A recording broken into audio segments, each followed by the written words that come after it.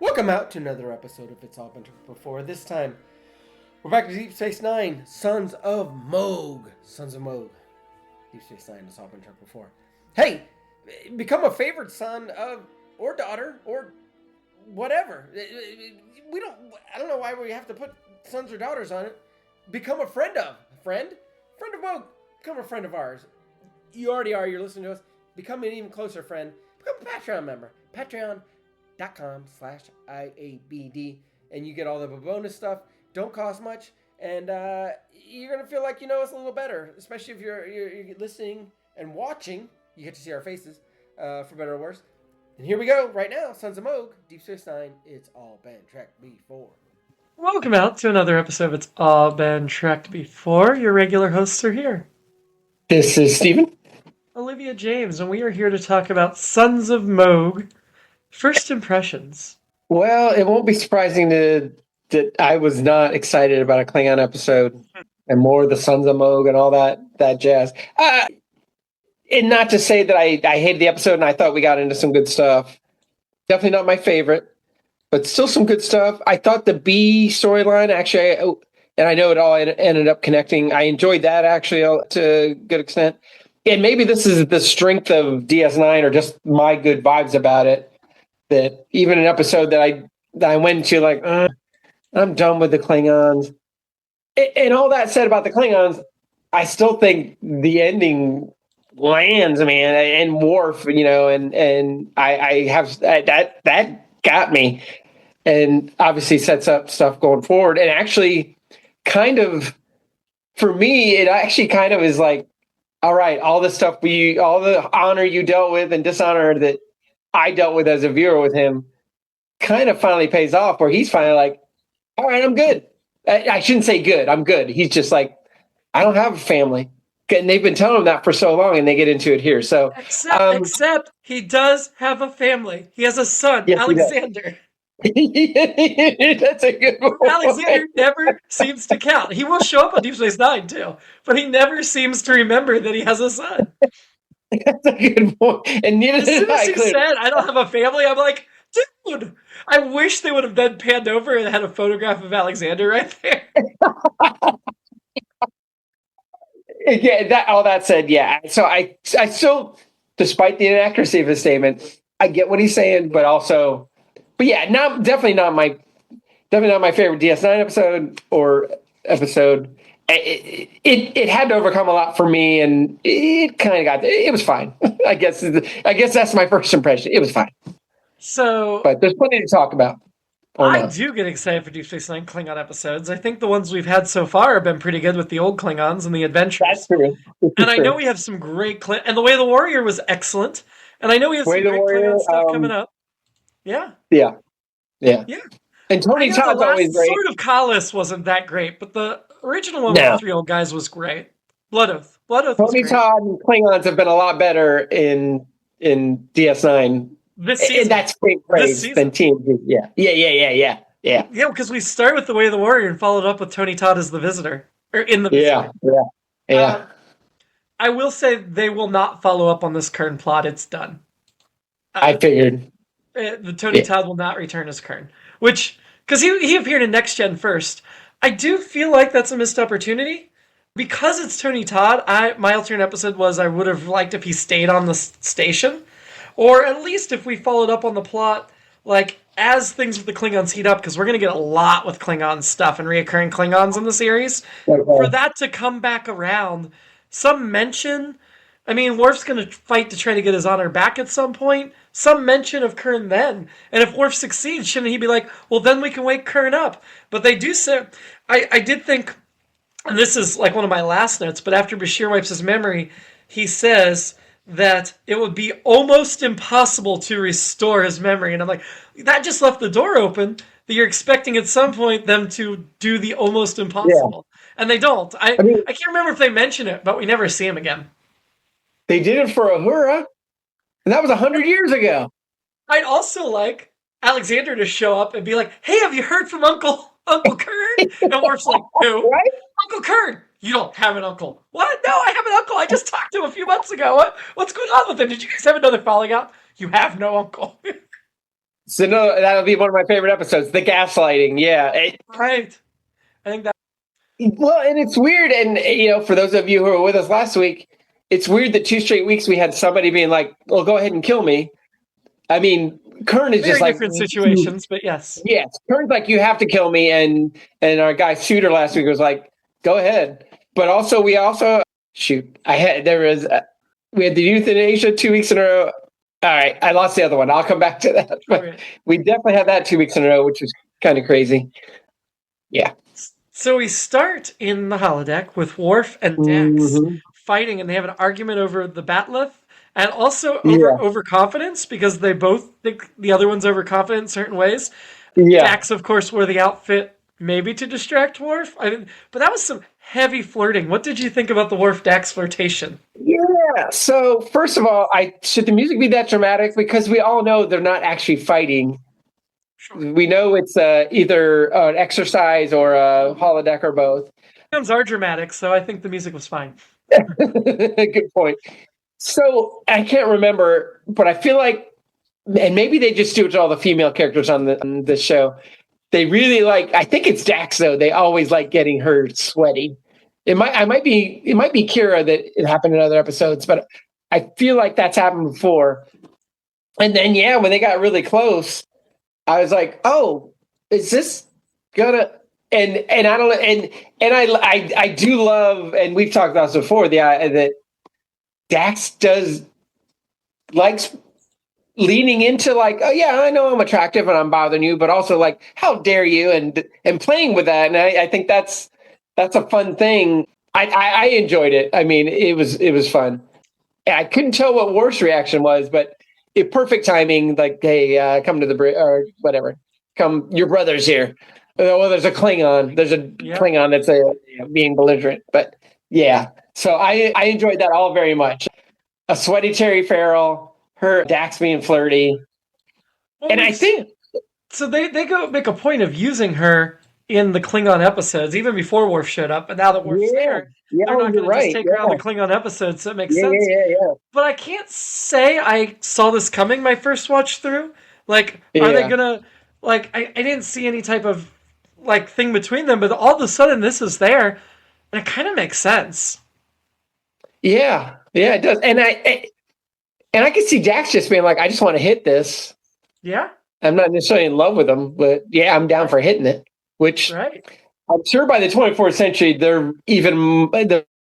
Well, I won't. But yeah, I enjoyed. I enjoyed all that. It was a holodeck scene, even, and I was like, nope. I already know. This time I actually knew it was.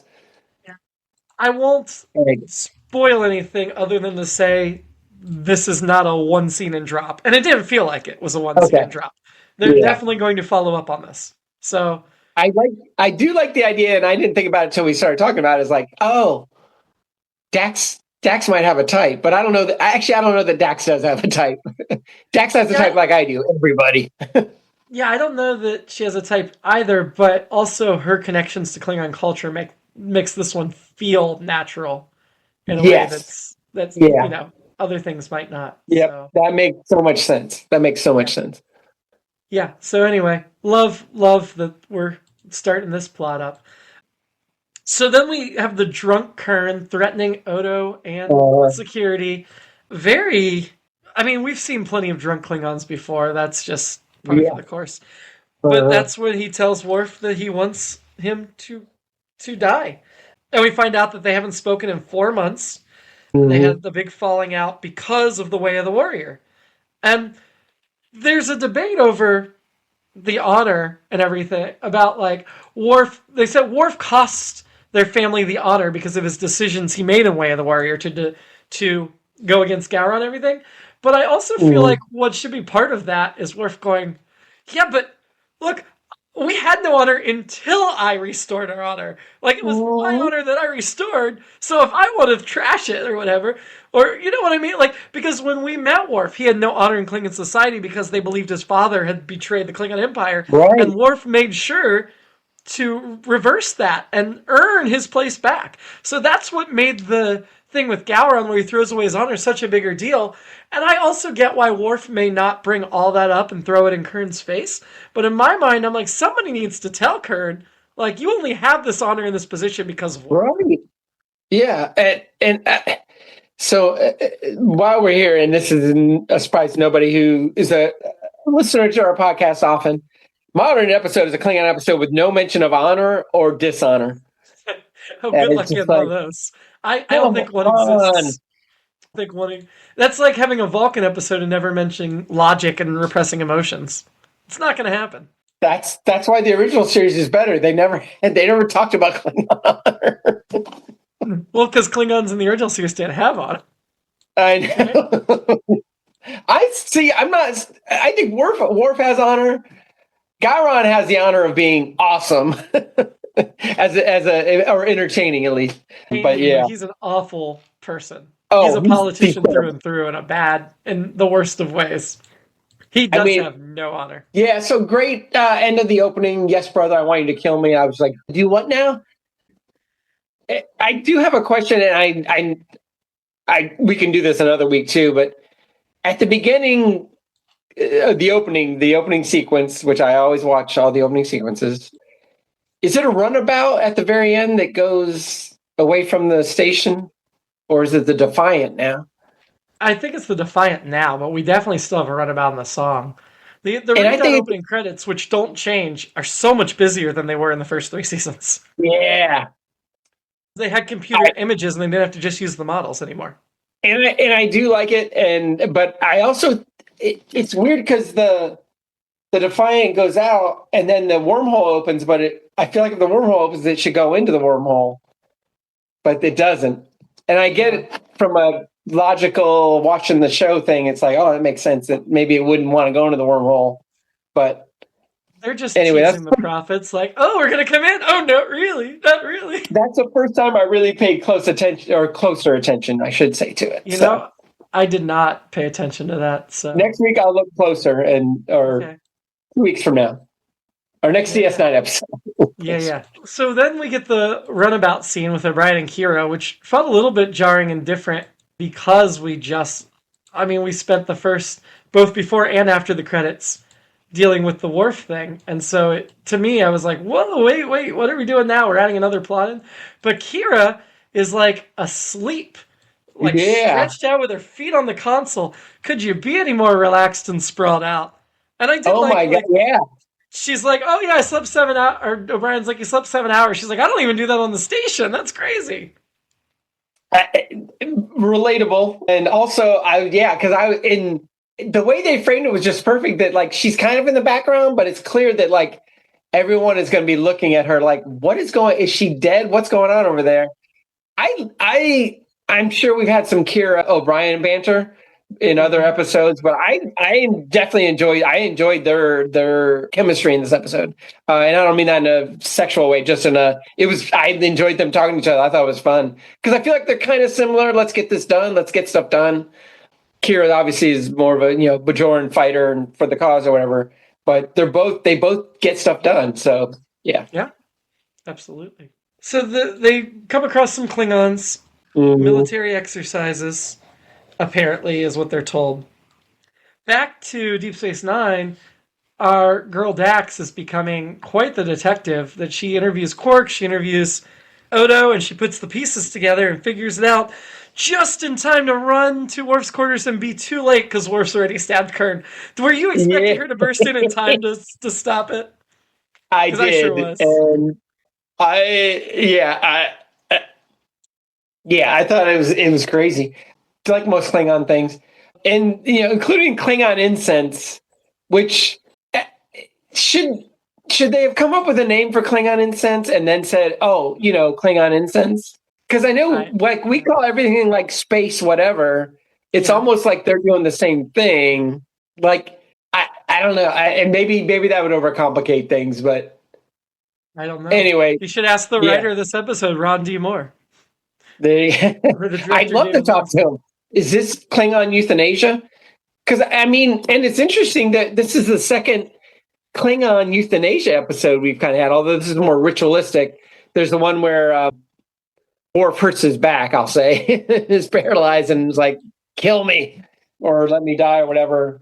I feel like we're still in the Kevorkian era on Earth and in the United States in 1995, or I guess we're in 96. We might be in 96 now. Either way, but yeah. So I mean, isn't that? I mean, isn't Kern being like, I have the right to die? Give me the right to die, and I think that's valid. Like, I get where Dax is coming from, but is it? Well, I guess maybe they're saying like, hey, in a lot of America, this is murder, or actually in all of America at that point, it was still murder.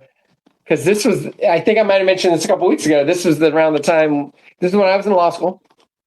So if you want to track down my age, you guys all know I'm old.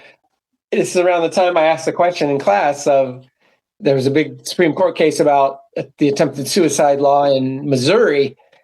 And so I asked at the end, I'm like, so wait a minute, if you try to kill yourself and you fail, then you're punished. And my professor was like, yeah. I was like, what was the punishment? Death penalty? He's like, yeah, they kill you. What are we doing here? Yeah. So, but they didn't arrest it, but they just saved their life. And that's a very Star Trek future 24th century thing. I agree. But also, if that dude wants to go out, I don't know. I mean, I know it ends up kind of in a good place. Oh, that's the other. Now I finally remember the other thing. This is the second straight week where, without well, maybe I'm wrong about the consent part, but they just completely reprogram somebody's mind to not remember or not be a certain way. Because does Kern get consent at the end of the episode to lose his memory? No, he does not. They seem to just do that right without Worf does. So I think those are both troubling. And I know agree. It's to set up the lack of talking to Kern about it is very troubling. Yeah, and I get it adds to Worf's, because now we're in a different kind of euthanasia or putting a dog down kind of thing where it's like, and I know it adds to the pain at the episode and I feel it, but I also don't like that. I don't like if Kern's like, yeah, let's do that, because Kern might have been like, yeah, sounds cool, wipe it out, let's go, but he doesn't even get a choice, and I don't feel good about that. And maybe I'm not supposed to. We're in DS9 world. I know it's like you're not supposed to feel good about everything, but yeah. No, I agree. I think there should have been some discussion. Right? Yeah. What really bothered me in that scene where a Worf stabbed Kern and then they beamed him away real quick was Odo just goes, "You better hope he doesn't die or I'm going to come back to arrest you." And then he just walks out and leaves Worf. Like, shouldn't Worf be arrested at that point? Right. It goes back to, it's still attempted murder, right? Right. I mean, at the end of the day, it's still attempted murder, right? Even if they save him, Worf should be in jail, right? He should be. He should absolutely be. And I mean, from that perspective, I mean, I think he's, from a euthanasia perspective, I think they can do whatever they want, but right, if they can prove it, whatever. But so Sisko's fed up with Klingon tradition, and he's tired of tolerating cultures, which feels so wrong. Hey, I think we have a newlywed match here, because I wrote down Sisko is done being Klingon woke. Yeah, like Sisko. Look, I get where you could say this crosses a line and everything. I totally get that. What I have a problem with was Sisko being like, "I'm done tolerating cultures," and I'm like, "Whoa, dude!" Yes. And then Dax steps up to defend him, and later when O'Brien tries to defend him, Sisko's like, "I already have one officer defending him. I don't need another." And I'm like, I kind of feel like Sisko should take into account that he's got multiple senior officers defending Worf here. Yeah, I'm with you. I was the same way. I was like, "Yeah, you're right. Yeah, you're right. Yeah, wait a minute. Whoa. Yep. That's like, do we want to stop ICE? Back. Yes. Do we want to stop them from being discrimination? Yes. Do we want to put them all to guillotine? Yeah. Wait. I don't know if I'm that far yet. Should we put them in concentration camps? No. I'm not saying put the ICE families in concentration camps. I wrote down I'm trying to Klingon woke too, but again, that's a different thing. It's just like, all right, already with you guys. I'm just sick of them and some of their stuff in general. But I'm also not against. Like I just said, I'm totally in favor of Worf killing Kern and respecting his wishes. And he goes, I don't want Kern dead, but if that's what he wants, Yeah. that's what he should get. So Agreed. So Sisko sends Kira with the Defiant, tells her to make the same excuse, military exercises, but also says under no circumstances do you take Worf with you, which feels like it makes total sense to keep Worf out of the Klingon situation right now, but it also is very convenient for the plot to keep Worf on the station and involved in his plot instead of putting him in the B plot. So I applaud that for the multiple ways it worked. Yeah. That's just smart writing, Ron D. Moore. Good job. Kern scolds Worf for not following through and makes it his responsibility. Isn't that a little much to be like, nope, you didn't kill me, so I'm not going to take any responsibility myself. It's all on your head that I'm still alive and all of my dishonor now. It totally is. I'm asking you to do this terrible thing. I'm really, if you do it, thank you. But if you don't, I understand. But of course not. And so, yeah, that's why Kern. That's one reason Kern's my annoying in this episode. Love Tony Todd. Kern in this episode. All right, we got it. And also, I think, isn't it Kern the one, or maybe I think Kern is the one that says it, but or maybe Worf brings it up, or maybe they both do. Essentially, the idea that Worf isn't Klingon enough, which we've been through, and since we met Worf, since season 1 of TNG.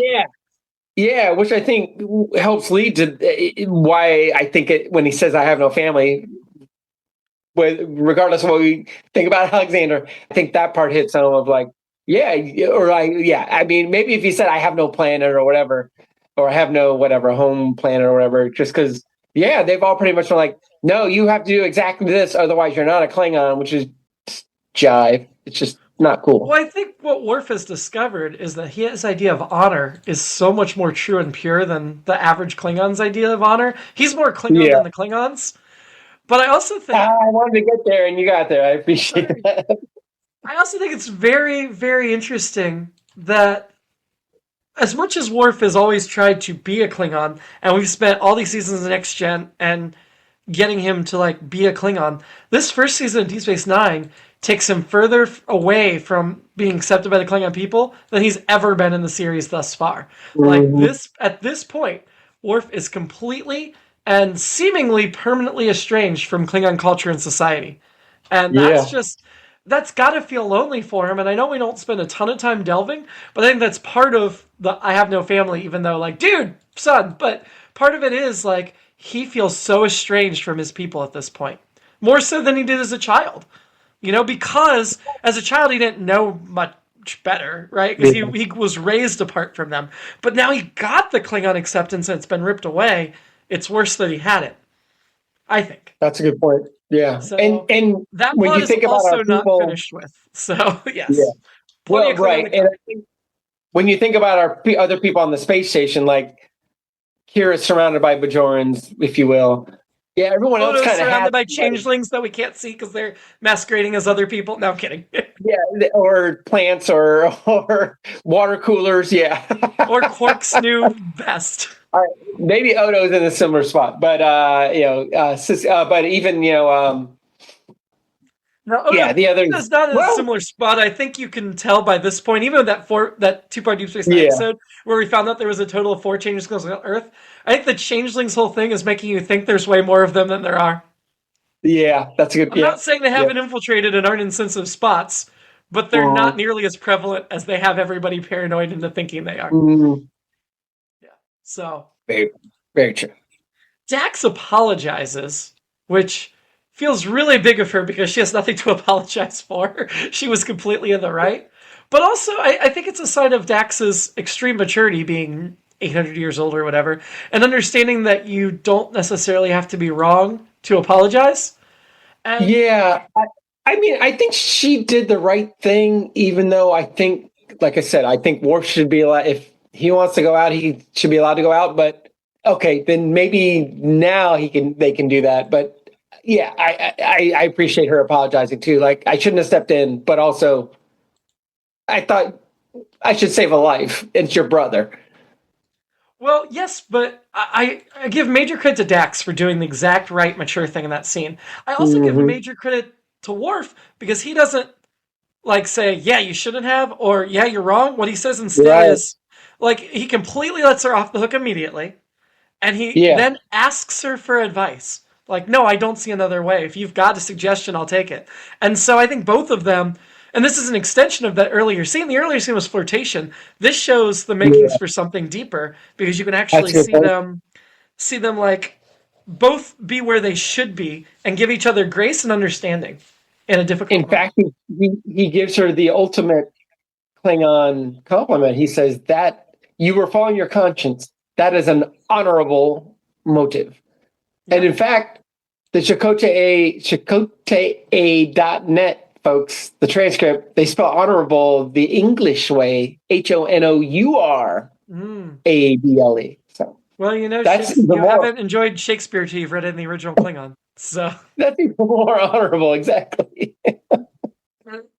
they come up with a plan to give Kern a job as a Bajoran security Yep, that's officer, where I was going. and Odo agrees, but he says, "You are now indebted to me, and I'm the type of man that collects on my debts."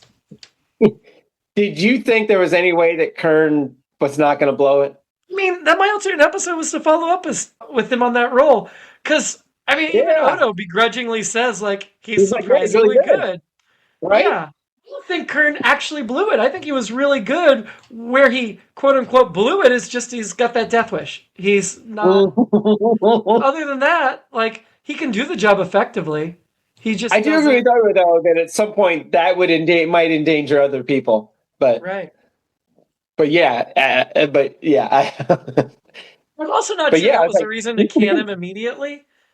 Like he just started. He's very effective in the job.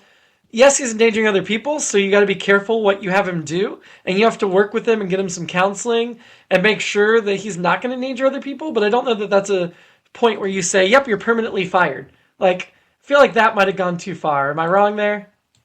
it might be a, hey, can we talk about this? Yeah, that's fair. I think that's fair.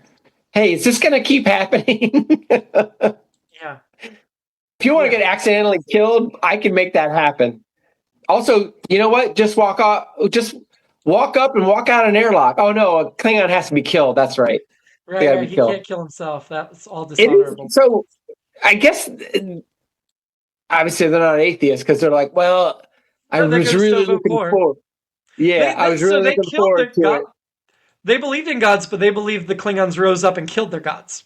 But they're going to some kind of heaven or whatever, right? Stove Klingon Core. It's heaven. like Yeah. Valhalla. It's like the Warriors' Hall. Yeah. But the gods aren't there because the Klingons killed their gods. I guess that makes it easier to be like, let's just kill everybody, or I don't care if I get killed. If you're like, yeah, I'm definitely going there, which that's a relevant thing on planet Earth as well. It's a good day to die. We haven't heard that in a while. Yeah.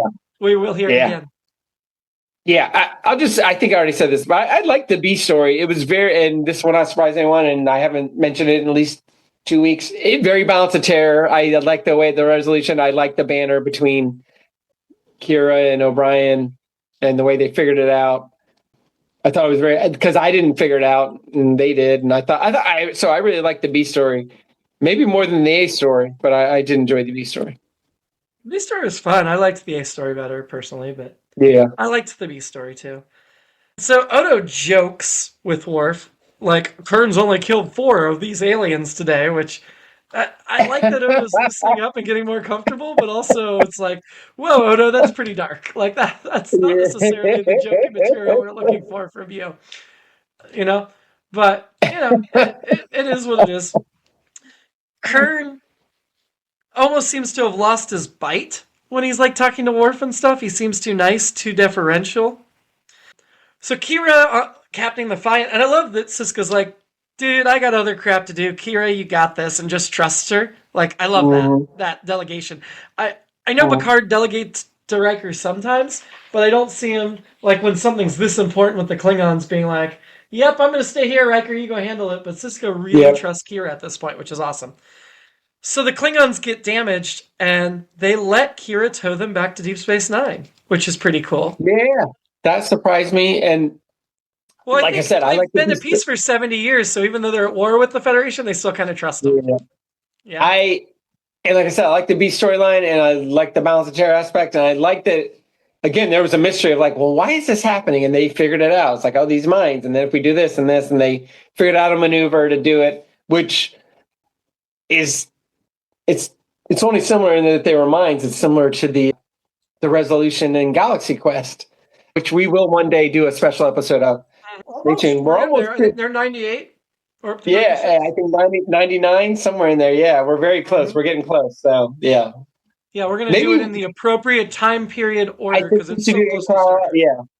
I feel like it's like Orville. I feel like it's part of Star Trek.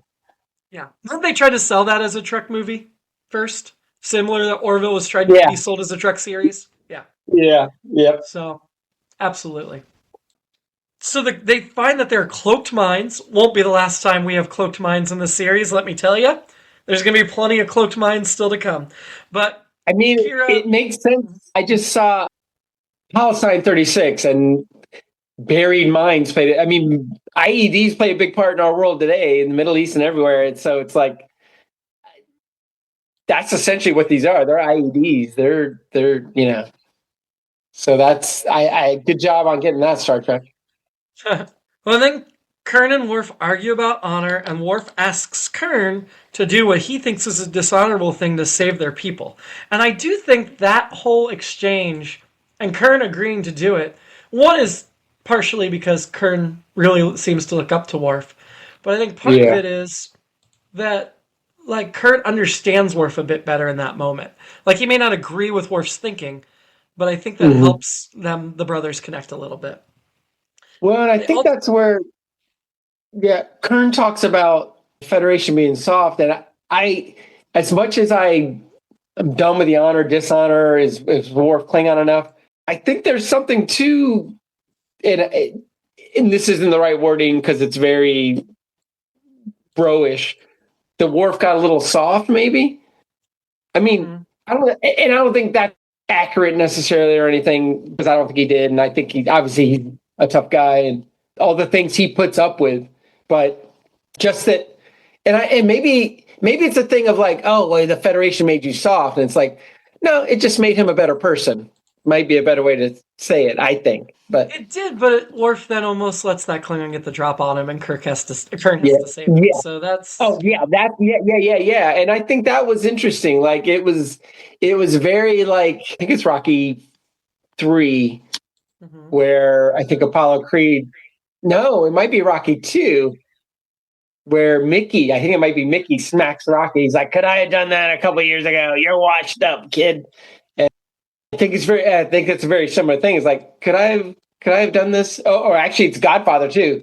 Could they have got to him a couple years ago? Nah, things have changed. He's not like he used to be. So there is something to that.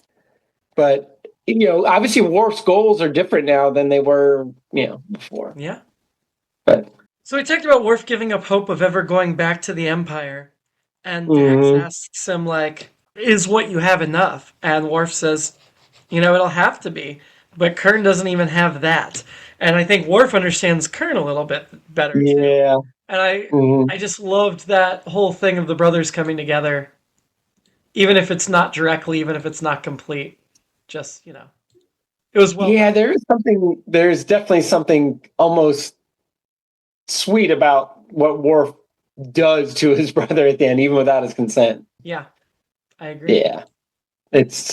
Yeah. So it's Dax's idea to wipe the brain. But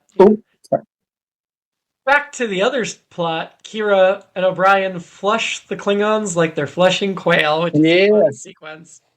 Yeah. We see Kurn drinking again. Does it, and I'm sure we've probably mentioned this in the past, but isn't it weird that no future liquor bottles have labels of any kind? Yeah. Yes. I really think they should have invested in the graphic design department to make a few labels. Yeah. Yeah, why not? Wouldn't it be fun to come up with futuristic? Yeah. You would have carte blanche. Yeah. Kurn doesn't remember Worf. Worf has no honorable... Oh, yeah, Kurn regrets that they were not raised together and thinks that Worf is honorable in his own way. That's the heartbreaking part of the episode. Yeah. Is they both agree they wish they had more time. They had this brief time. Didn't work out. It's gone sour. Yeah. and that's it. Which is also, that's definitely a Godfather thing, which I know we've had a lot of Godfather stuff in DS9, but Godfather Part 2, where Michael and Fredo are in Cuba and they're having banana daiquiris together. And before we find out that, spoiler alert for a 55-year-old movie, that I've never seen The Godfather. 50-year-old movie. Okay. Well, no, this is Part 2. You might have seen Part 2. I've never seen any of The Godfathers. Really? All right. Well, I'm going to spoil this for you and some of our listeners. Remember, it's fine. Yeah. Later, it turns out Fredo was a traitor, if you will. But Fredo says, like, why didn't we hang out like this before? Why didn't we do this before? And the answer is that Michael, his brother, was busy with family stuff and was smarter and more cutthroat than Fredo. But that's for a different podcast. But so yeah, I do like that. I wrote this and I can't remember where it comes in because there's a part near the end where it gets real honor, dishonor, dishonor. It might be that last Kern and Worf conversation, but yeah, it is. Yeah, and all I could think of was Brutus, Cassius. They too are all honorable men, which means they're not. And we referenced this earlier. I think this is my last note. I'm with Bashir when he's like, "Are you sure about this?" And again, this just shows how far our man Bashir, yep, I'm referencing, has come. Where he's like, "Hey, buddy, are you sure about this? Because I get it, but also I don't know if this is. Are you sure?" And I thought that was one of the best moments of the episode. But then also, Bashir does it. He doesn't. He does. Do that kind of breaks some ethics and stuff, in my opinion. Yeah. Well, and that's a good question. Like, what is his It's not allegiance to. I guess it could be not allegiance, but like I'm going to help my friend out, or this is the best for the galaxy, or this is the best also for Kern. I don't know. Maybe Hippocratic Oath. Maybe it is the best for Kern, but without consent, it just gets complicated. Anyway, that's my all the notes I got. What about you? Yep, same here. So, getting to the rankings. Yes. Who was your shady character for Sons of Mogh? I don't know if it deserves the title of shady because it's pretty. You know what? It does. Klingon honor. Enough already. Come on, stop acting like it's honor. Every time you say Klingon, excuse a lot, right? They justify their behavior, similar to Vulcan's logic. They justify their behavior, claiming it's logic or honor, but a lot of times it's not. Well, and to go back to last week, when we had a very Vulcan episode, Voyager, our friend, I'm saying DFA, and I'm using a baseball term, but the YouTube thing I watched mentioned that he thought, oh well, in the old TOS, the Vulcans acted normal. I'm like, no, they didn't. Sarek was completely illogical. He was a tool to a great extent. Mark Leonard, fantastic. Sarek, kind of a jerk as a dad. But yeah, that's Klingon honor. Yep. Okay. My shady character was Worf because he took Kern's identity from him without permission. Yep, that's... So, yeah. Who was your annoyance this week? Kern. He was unfair. I thought he was just so unfair to Worf. Like, I thought he should, if he'd come to me as a friend and been like, kill me and do this as a brother, yeah, I'll kill you. But to be like, you have to do this, like, I guess no, that's not fair either for me to say that's a Klingon thing, because the Klingon are many, many different people. There's great diversity among the Klingons, even though we don't see it. There are, but I would chalk Kern's behavior up to a cultural difference rather than an annoying personality position. Yeah. I'm going to choose Odo because he's just not nice. He collects his debts. He doesn't do favors for anyone. He teases Worf when Worf's down. Odo's a jerk. That's why his people are a threat to the galaxy. Right? So, anyway, yeah. I'm choosing Odo. Who are you having a drink with? Worf. When he walks off the end of the episode, he's going to meet me. I mean, for me, it's got to be Dax. She is the best in this episode, and I fell in love with her a little bit more. watching this episode. I think everyone would have guessed that I would have said Dax just from the opening scene, but Sure. Worf, yeah.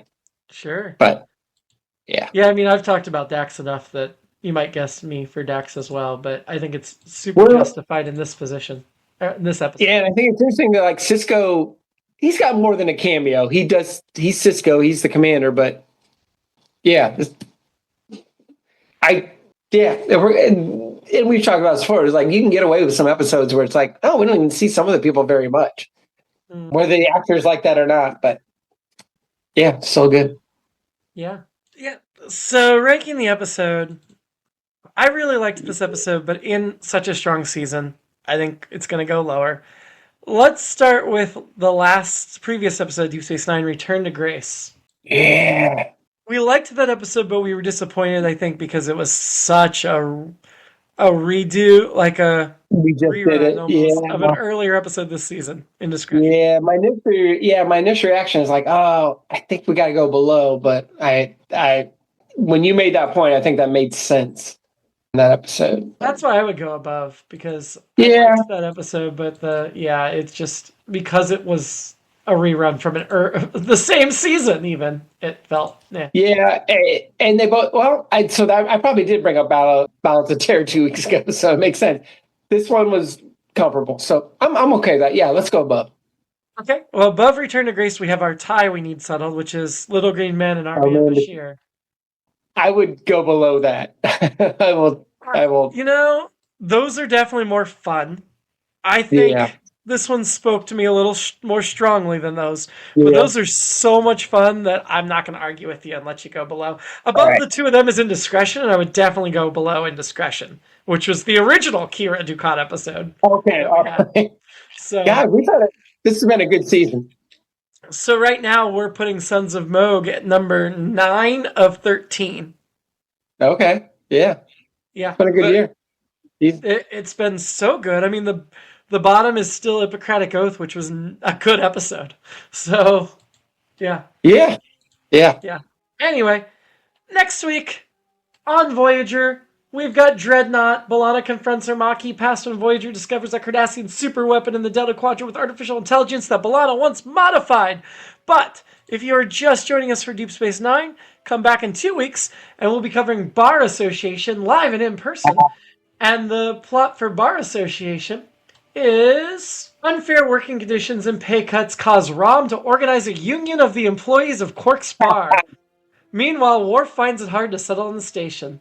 Get ready for the return of Jeffrey Combs as Brunt. Get ready for the return of Chase Masterson as Lita. Hey! I'm excited now. And of course, get ready for the return of Max Grodenchek as Rom, who I've missed the last few weeks. Yeah, he's been away. He's been. So yeah, I'm excited. I think you're excited. We're going to do it live in person. We're going to do Dreadnought live in person as well. So the audio quality is usually not quite as strong for the in-person, strangely enough. I would think it would be the opposite. But we get a little amped up.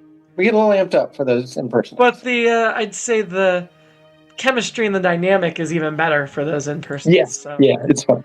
Yeah. Definitely more fun. Yeah. So anyway, until then, live long. Unless you want to die and prosper.